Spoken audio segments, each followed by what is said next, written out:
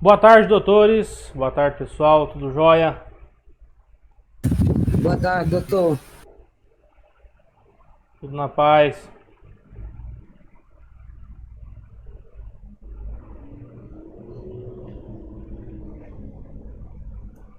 Tarde, pessoal.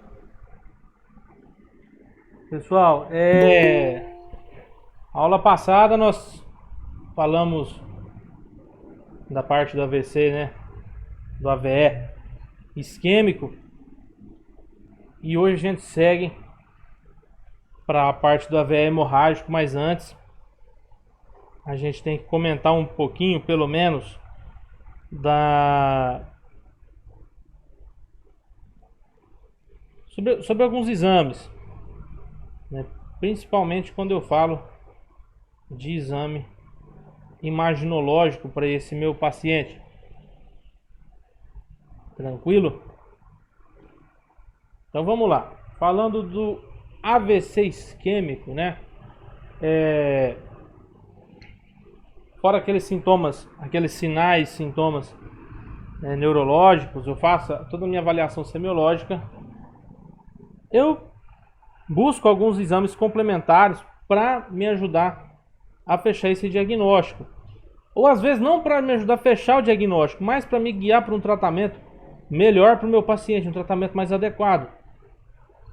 Tá bom? Então, quando eu for solicitar, lembra de pedir a bateria hematológica. O próprio hemograma já te mostra muita coisa, né? E você pede também ali especificando plaquetas, tá bom? Vê como que está o nível plaquetário do seu paciente, velocidade de hemossedimentação, beleza? Glicemia. Não é importante que esse paciente esteja hipoglicêmico, nem tão hiperglicêmico, beleza? O tempo de protrombina, tempo de tromboplastina, para eu ver como que está essa questão coagulatória do meu paciente, né? Lipidemia, um perfil lipídico, para você checar níveis de colesterol, né, de HDL, de LDL, colesterol total, você checar níveis de triglicerídeos, tá bom? Anticorpos, antifosfolipídicos. Também você pode pedir proteína C, proteína S, antitrombina 6, que aí você já consegue ver de uma forma melhor a viscosidade sanguínea do seu paciente, tá bom? A função plaquetária, né, e testes para hemocisteinúria, beleza? Também como ali na detecção de doenças vasculares do colágeno, amiloidose, sífilis, né, o VDRL, o clássico VDRL. Peça a bateria completa para esse paciente quando você for interná-lo, certo? Citamos a bateria hematológica. Vamos para a bateria cardiovascular. A bateria cardiovascular você começa com o clássico eletrocardiograma, né? Ali eu vou detectar se tem algum foco de isquemia miocárdica, algum problema de válvula, tá? Algum sinal de hipertrofia, de disfunção ventricular. Então começa a bateria cardiológica do teu paciente, cardiovascular, com o eletrocardiograma. E depois você pede para o seu paciente uma ecocardiografia. Detalhe, você vai pedir uma ecocardiografia, o ecocardiograma, aquele ultrassom lá no coração do paciente, se esse paciente tiver antecedente cardiovascular já, beleza? Ou se você fez o eletrocardiograma no seu paciente, esse eletrocardiograma veio com algum tipo de alteração. Ele veio anormal, veio algum segmento alargado, algum eixo desviado ali, aí sim você pode fazer esse ecocardiograma, tá bom? Também eu posso fazer naqueles pacientes jovens que não tem uma causa definida para o acidente vascular encefálico dele, para esse evento cerebrovascular, beleza? Então você checa ali parte de fração de ejeção, dilatação da musculatura, tá? Então é um exame mais detalhado. Aí você tem tanto a análise externa como a transesofágica, beleza? E a gente vai para a bateria imagenológica. E aí a gente entra ali com tomografia e ressonância magnética. Bom, primeiramente, citando pro AVC, para algum evento cerebrovascular, é mais interessante a tomografia, você tomografar esse paciente. Essa tomografia é o que vai fazer você distinguir se é um AVC isquêmico ou se é um AVC hemorrágico, ou se esse paciente está cursando com um tumor cerebral e esse tumor cerebral já chegou ao ponto de manifestar a clínica e pode ser que está confundindo você com AVC no pronto-socorro, tá? Então, começa por aí o negócio. Tomografia computadorizada, ela é uma imagem que a gente fala que é um padrão inicial, né, para esse paciente neurológico. Então ele determina se eu vou fazer uma terapia trombolítica, se eu vou trombolizar meu paciente ou não, certo? Se eu vou ter que trombolizar ele ou não, isso vai da tomografia do meu paciente. E eu começo a observar nesse paciente que tem AVC isquêmico, tá? Uma característica que é a hipodensidade tecidual e perda da distinção entre substância cinza e substância branca. Geralmente eu observo esse sinal de 3 a 24 horas depois do início dessa sintomatologia ou depois do início da própria isquemia, tá bom? Essa aqui eu falo da tomografia simples, sem contraste. E a tomografia com contraste vai me servir para diferenciar se é uma lesão isquêmica ou se é uma neoplasia, se é um câncer, se é alguma coisa que está acontecendo lá que não seja evento vascular, beleza? Uma detecção de hemorragia na área de infarto impossibilita terapia hemolítica. Se o meu paciente está sangrando, não tem como eu trombolizar, tá? Então você observa aquela área de hipodensidade, né, onde você começa a perder a distinção entre massa branca e massa acinzentada. Isso são os pontos de isquemia que a gente começa a falar. Aqui já está mais delimitado, né, uma massa branca. E você começa a ver isso daí. Outro sinal que a gente fala também é o sinal da artéria hiperdensa, né? O edema cerebral, você tem que ver o seguinte, que o cérebro que está edemaciado, está inchado, você perde o contorno dos sulcos cerebrais, tá? Então, há um borramento, né, daqueles sulcos cerebrais e fica tudo liso, assim, parece que tá tudo liso, beleza? E eu tenho o sinal da artéria hiperdensa. Eu começo a observar uma artéria mais esbranquiçenta, há uma hiperdensidade, certo? Em um desses vasos, ok? O edema isquêmico, ele tem um escurecimento do núcleo lenticular, tá bom? Então você tem um borramento desse núcleo lenticular. Tá hipodenso o parênquima cerebral, perdeu a definição de massa branca e massa cinzenta, misturou tudo, certo? Você tem um abatimento desses contornos, um abatimento, um borramento desses sulcos, certo? E geralmente quando já chega nesse ponto, eu tenho sinais clássicos de lesões irreversíveis, beleza? O sinal da artéria hiperdensa, que a gente já falou, né? Isso aqui é consequência quando você tem ali um acúmulo de coágulo, né? E esses coágulos, essa parte que está coagulada dentro da artéria vai absorver mais irradiação ali, então vai ficar mais esbranquiçado no exame tomográfico, certo? Nessas artérias intracranianas ali. Geralmente é mais frequente na artéria cerebral média, beleza? Também você pode achar essa síndrome da artéria, esse sinal da artéria hiperdensa nas carótidas internas, tá? E na cerebral posterior. Carótida interna, igual a gente citou lá na aula passada, nós comentamos carótida danada para dar isso daqui também. O edema cerebral, né, como a gente falou ali, é o resultado do inchaço, né? Então você tem uma autorregulação, diga-se de passagem, e mantida por essa obstrução venosa. Então você começa a ter um desequilíbrio osmótico, de fuga de plasma mesmo para fora do vaso. Então vai inchar esse cérebro, porque essa circulação está lentificada, está mais extasiada, né?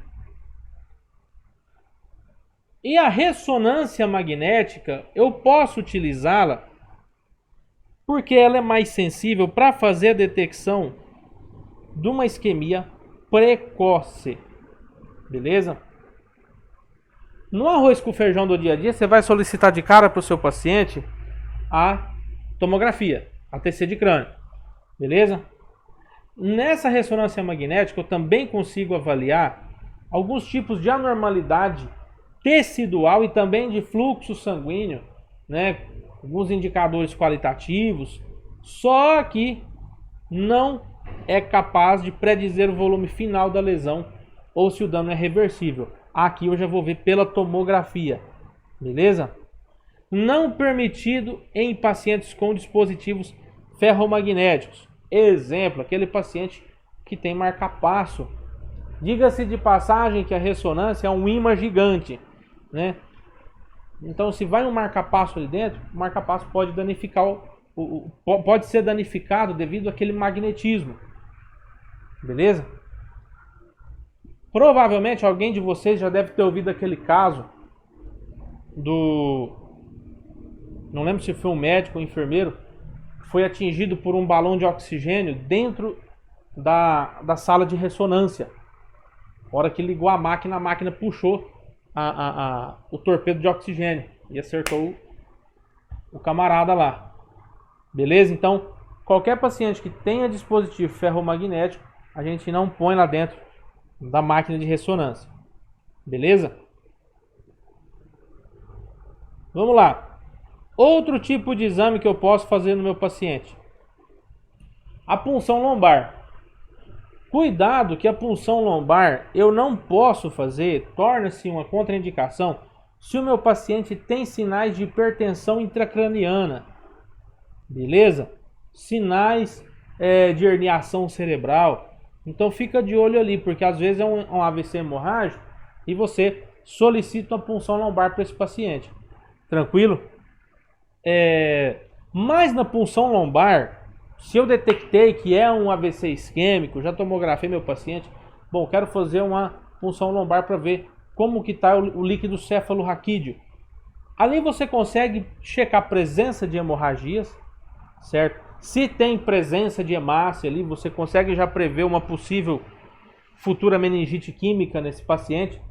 E diferenciar se vier um quadro meningítico ali, sugestivo na clínica desse paciente, diferenciar se é uma neurosífilis ou se é uma meningite bacteriana realmente. Um tipo de exame vascular cerebral não invasivo que eu posso fazer no meu paciente é a ultrassonografia em modo Bay-Doppler. Beleza? Eu consigo checar a estimativa do diâmetro intraluminal e da direção e da velocidade do fluxo sanguíneo. Então aqui eu consigo checar aquela estasia, aquela circulação que está extasiada, né? Na questão da circulação cerebral e prever uma formação de possíveis trombos ainda, certo? E a tomografia por emissão de prótons, que aqui a gente já vê de forma mais difícil, né? Temos a angiografia cerebral, Angiografia cerebral, vou injetar o contraste no meu paciente, né? E vou fazer ali imagens da cabeça do meu paciente. Só que vou checar a vasculatura, beleza? Então na angiografia eu consigo fazer o quê?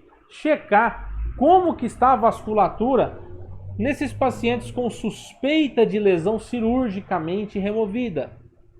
Aquele paciente que já passou por alguma cirurgia de crânio, alguma cirurgia cerebral, e eu estou suspeitando que deu algum pepino naquela cirurgia lá, certo?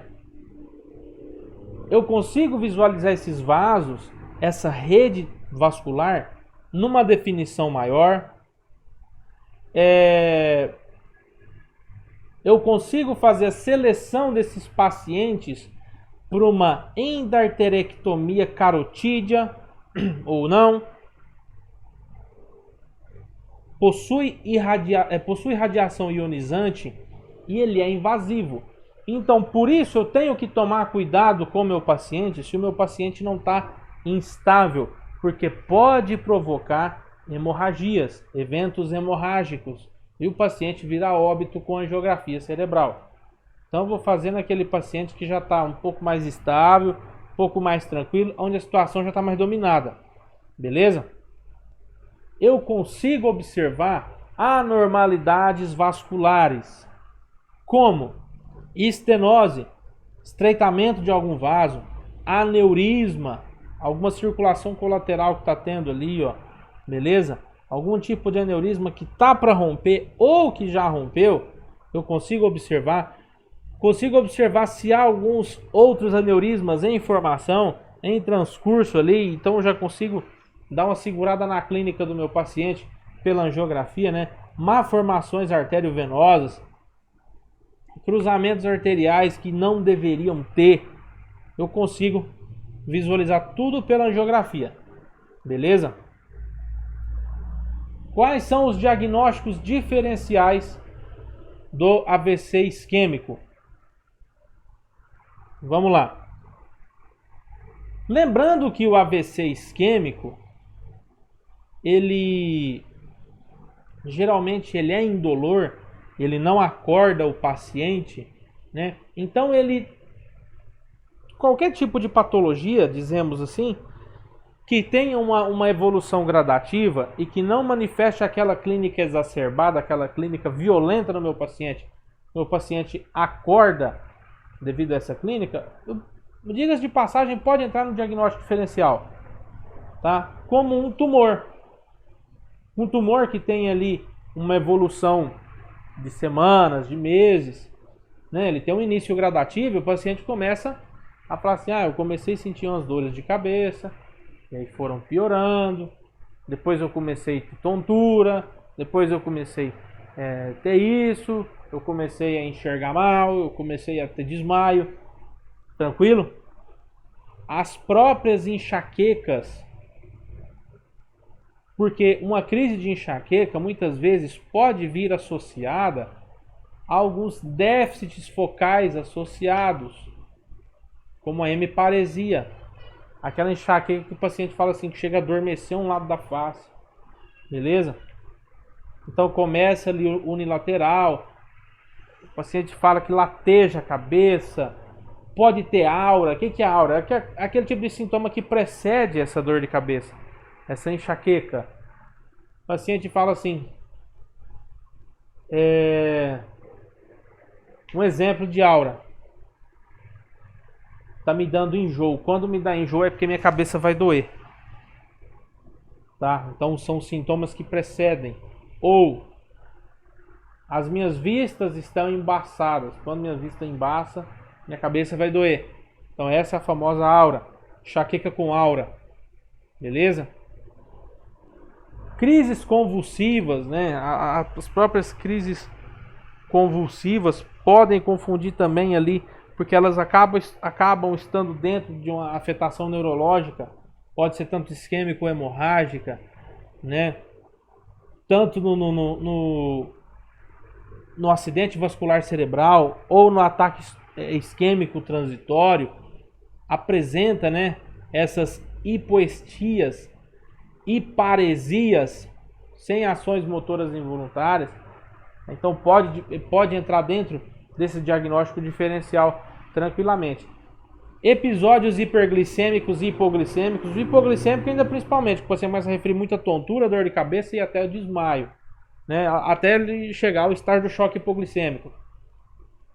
O próprio AVC hemorrágico é um diagnóstico diferencial também, né? Ele, tanto mesmo que a gente só consegue diferenciar se é hemorrágico ou isquêmico depois do exame tomográfico, a não ser que já chegou naquele ponto da hipertensão intracraniana tá tão severa que já começou sinais de herniação, beleza? Mas pelo contrário, são sintomas que giram em cefaleia, alguns tipos de deficiência também, hemiparesia, hemiplegia, tá? São sinais que são similares aí ao AVC isquêmico, beleza? O que difere é que no AVC isquêmico, um negócio é indolor, beleza? E no decorrer do tempo, o paciente ou pode melhorar a clínica ou pode piorar. É o que diferencia. Só que eu só consigo ver pelo exame tomográfico, tá? Uma própria anóxia global, faltou oxigênio no corpo inteiro do paciente, ou a bomba falhou, ou enfim, alguma coisa ali falhou que não chegou a circulação correta para o corpo inteiro do paciente, o paciente desmaia, o paciente cursa com uma síncope, aquela síncope não sequelar, beleza? Uma isquemia difusa prolongada. E nós entramos aí na carga agora dos fatores de risco.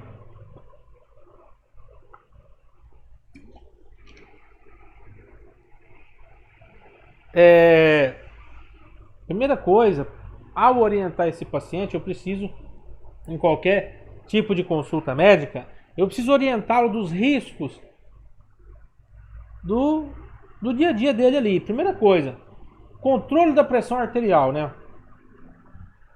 Induzir o paciente a uma alimentação mais saudável, prática de exercícios físicos regulares, principalmente para o paciente diabético. Para o paciente que é diabético, dobra esse risco de evento cerebrovascular, tá bom? Se o paciente é um paciente hiperlipidêmico, como assim, doutor, hiperlipidêmico? Que paciente está com colesterol alto, está com triglicerídeo alto, eu vou passar uma estatina para esse paciente, uma simvastatina, uma rosuvastatina, para abaixar esses valores aí de colesterol, de triglicerídeo. Triglicerídeo, geralmente eu vou passar um fibrato, né, um ciprofibrato, para dar uma controlada nisso daí. Orientar o paciente a diminuir o tabaco, né? O tabagismo ele torna-se um fator de risco primordial para esses eventos cerebrovasculares. A fibrilação arterial, se o meu paciente está ali, chegou, lembra que a gente pode ter trombos de origem intramurais. Meu paciente é um paciente que fibrilou dentro da emergência, eu já preciso anticoagular esse paciente, porque pode soltar trombo dali, trombo para tudo quanto é lugar, beleza? Doenças das células falciformes. Aqui eu já estou falando de transfusão sanguínea. O paciente que sofreu transfusão, certo? Intervenções profiláticas nas carótidas. Como assim?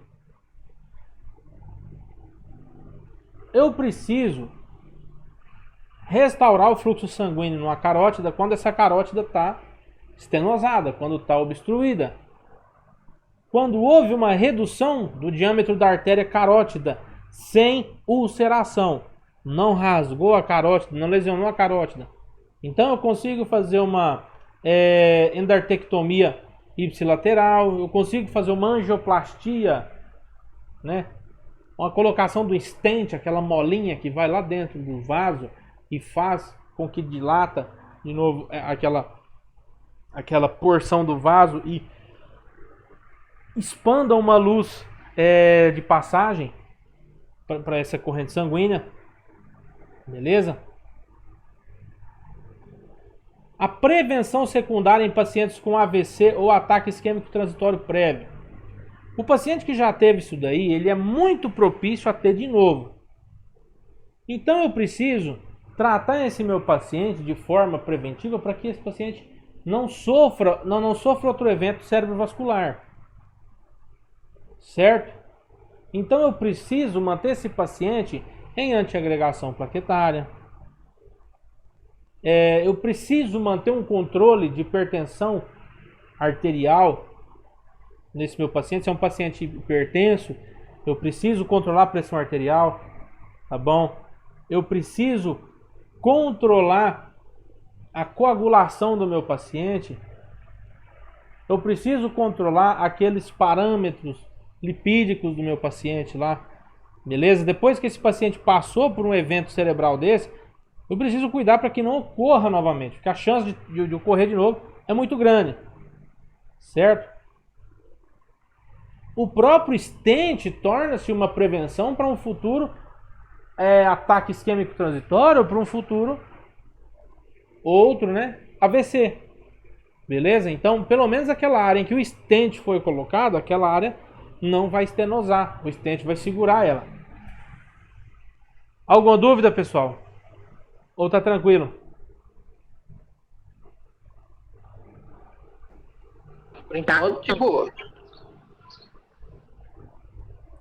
Vamos lá. E a gente começa a falar do acidente vascular hemorrágico. O hemorrágico ele já apresenta a menor parte desses eventos, apenas 15%. Eu posso ter ele tanto focal, meio igual lá no isquêmico, né? Tanto focal ou difuso. Quando ele é difuso, eu estou falando de hemorragias intraventriculares, né? Hemorragias no espaço subaracnoide, ruptura de vasos da superfície, nas proximidades do cérebro ou do ventrículo.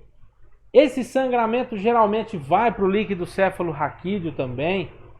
Então já viram um nhaca ali, o paciente já cursa com pneumonia, com meningite química, tá? Quando ela é focal, eu posso falar que é uma hemorragia intraparenquimatosa. Rompeu uma artéria ali no interior da substância cerebral, tá? E ficou um sangramento focal. Beleza. Alta taxa de mortalidade quando eu falo de evento hemorrágico. Vai depender do lugar da hemorragia e do subtipo, do quanto que sangrou, certo? Quando esse evento ele é hemorrágico, geralmente eu não tenho um tratamento eficaz para ele.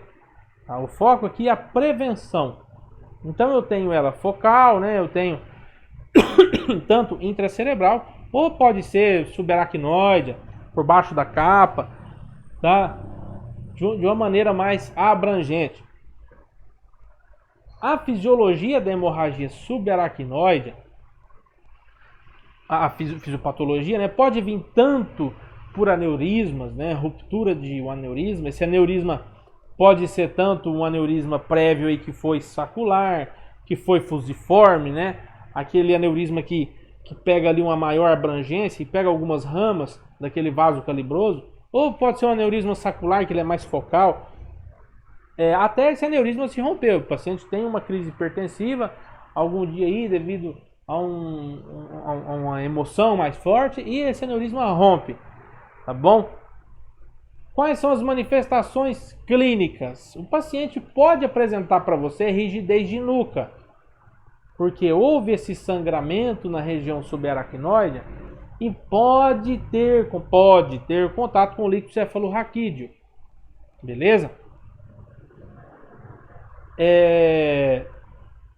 Esses aneurismas me fornecem sinais prodrômicos de expansão.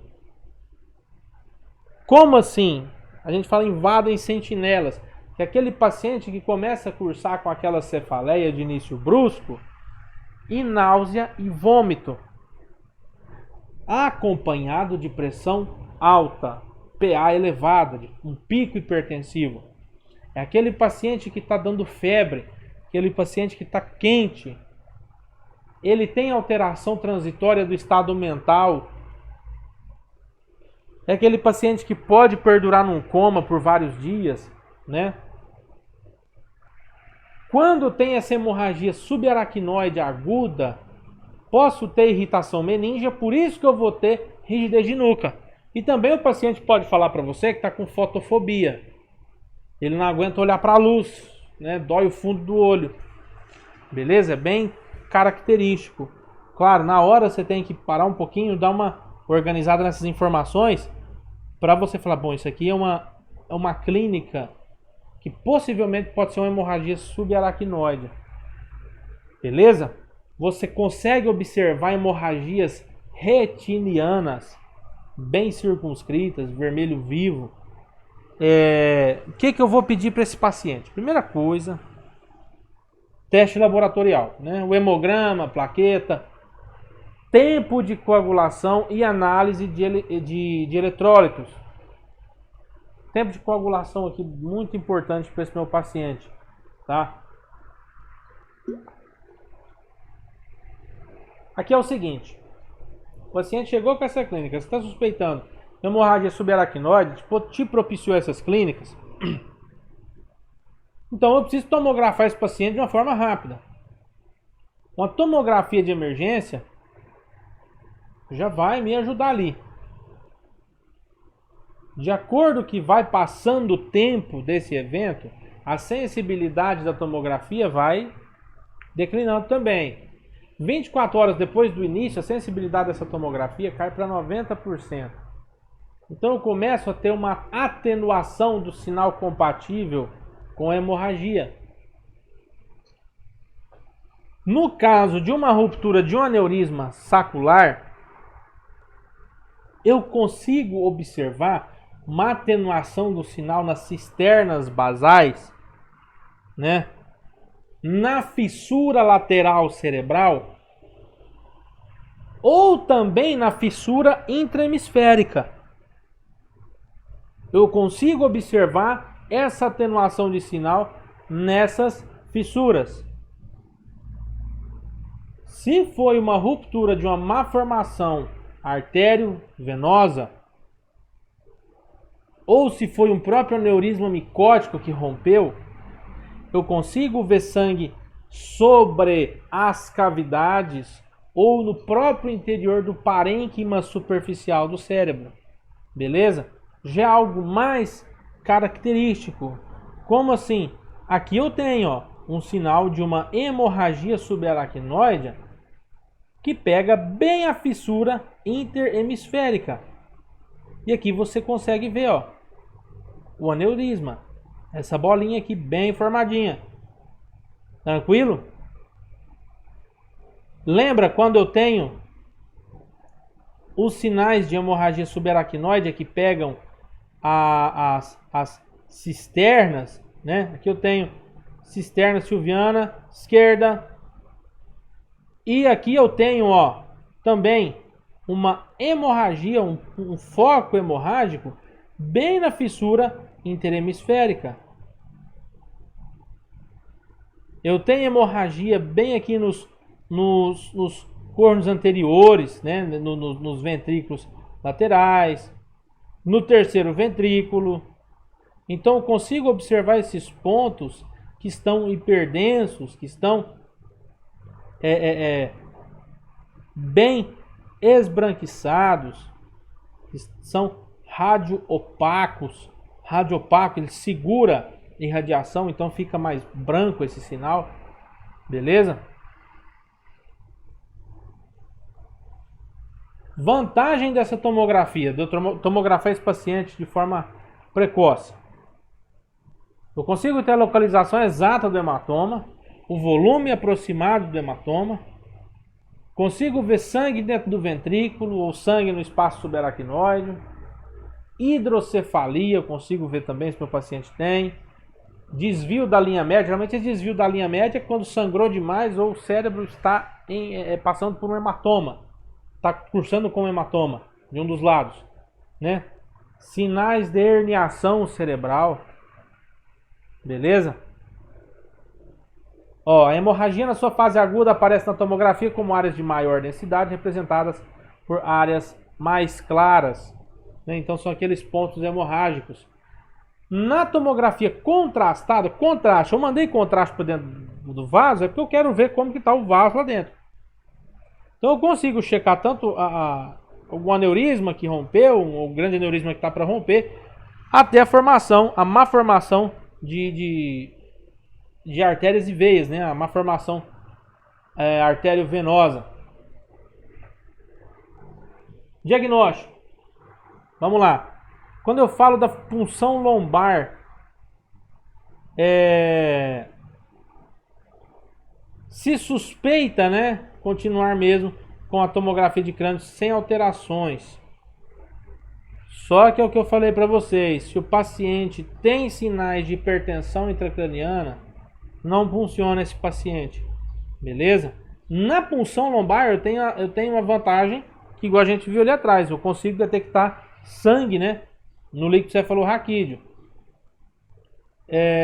hemorragia, lise de hemácia, hemoglobulina metabolizada. Então o líquido cefalorraquídeo sai meio avermelhadão, meio marronzado, em característica de líquido xantocrômico, beleza?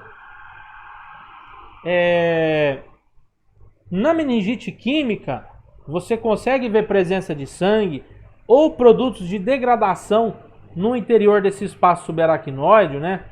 Tem um aumento de polimorfonucleares, células polimorfonucleares e mononucleares, tá? Nesse líquido cefalorraquídeo, quando você for mandar para análise, você pode ver um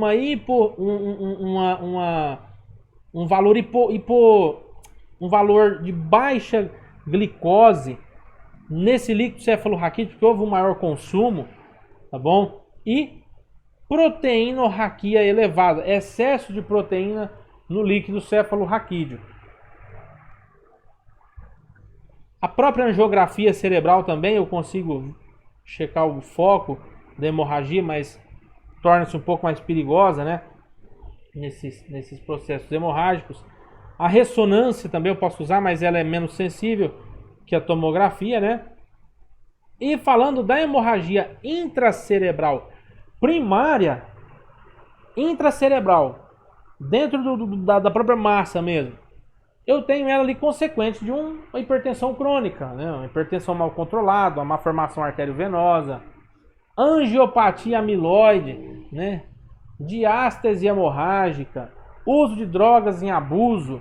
Aquele paciente que fez uso de drogas em abuso pode chegar para você com sinais de hemorragia intracerebral, certo? Fisiopatologia, ó, grande área confluente de sangue que coagula, tá? Então eu tenho esse sangue, o próprio processo anatomopatológico lá, ele vai ser fagocitado, né? Mas vai depender do tamanho do sangramento, dependendo, tem que ter uma descompressão. Meses depois eu consigo ver uma pequena cavidade, né, colabada, revestida por macrófagos com hemosiderina, né? Em grandes hemorragias, geralmente essa ruptura ela é para dentro do ventrículo, né? Vai lá para o espaço subaracnoide também, destrói o tecido cerebral local. Esse hematoma geralmente ele tende a se expandir com o tempo, né? Ele é um sangramento geralmente autolimitado, que ele sangra e devido à pressão ele para de sangrar, tá? Então ele vai atingir certo tamanho, vai aumentar essa pressão tecidual e vai parar de sangrar. O próprio tamponamento vai cessar o sangramento, mas esse tamponamento pode gerar uma hipertensão intracraniana severa. Causas: hipertensão, angiopatia amiloide, a má formação arteriovenosa. O paciente que foi anticoagulado,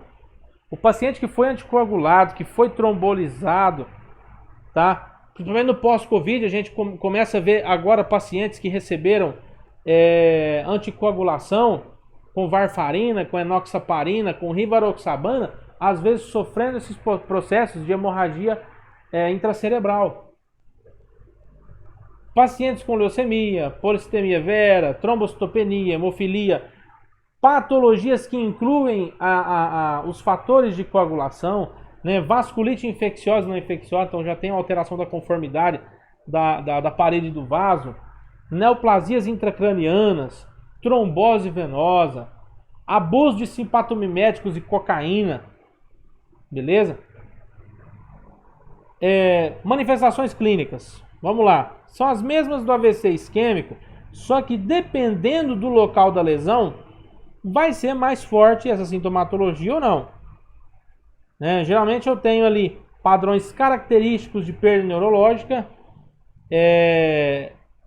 A hemorragia determina a perda cada vez mais da função neurológica, ou seja, quanto mais sangramento, maior vai ser a perda neurológica do meu paciente. Você tem um nível de deterioração de nível de consciência em 1/4 de todos os pacientes que sofrem essa patologia, né? E os fatores de risco entram a própria hipertensão arterial sistêmica, a idade, né, maior a 55 anos, tabagismo, falta de adesão ao antihipertensivo, aquele paciente que não adere de forma correta ao tratamento, né? O etilismo, a baixa concentração de colesterol, aquele paciente que tem o colesterol muito baixo também, tá? E a própria hemorragia intracraniana. Vamos lá, tomografia sem contraste, né? Eu vou fazer nesse meu paciente ali como de cara já. Eu começo a ver essas áreas homogêneas de aumento de densidade, de efeito de massa, consigo ver pontos de infartos hemorrágicos, onde houve ruptura de vaso ali. Essas pequenas hemorragias, a ruptura de pequenos aneurismas, muitas vezes não são detectadas nas primeiras horas. Porque muitas vezes não tem tanta importância clínica esses sinais. Tá? Mas essa hemorragia, com o passar do tempo, ela fica mais evidente. A ressonância. O que eu faço? Para eu pedir uma ressonância para o meu paciente, é para detectar pequenas lesões, principalmente quando eu falo de fossa posterior. Só que não me descreve também se é uma hipoperfusão ou se é um ponto hemorrágico. Isso quem vai fazer essa diferenciação é a tomografia, né? A angiografia, usada para identificar a suspeita de aneurisma ou malformações. Cuidado no paciente que vai fazer angiografia, dependendo a extensão hemorrágica, né? Então eu consigo observar esses pontos hipertensos, a mesma coisa, ó. Tá bom? Beleza? Alguma dúvida, pessoal? Tá tranquilo até agora? Até agora tá tranquilo, doutor. Sinal do limãozinho, ó. Hematoma extradural, hemorragia extradural, né? Então, são características que eu consigo observar na tomografia, ok? Sim, doutor.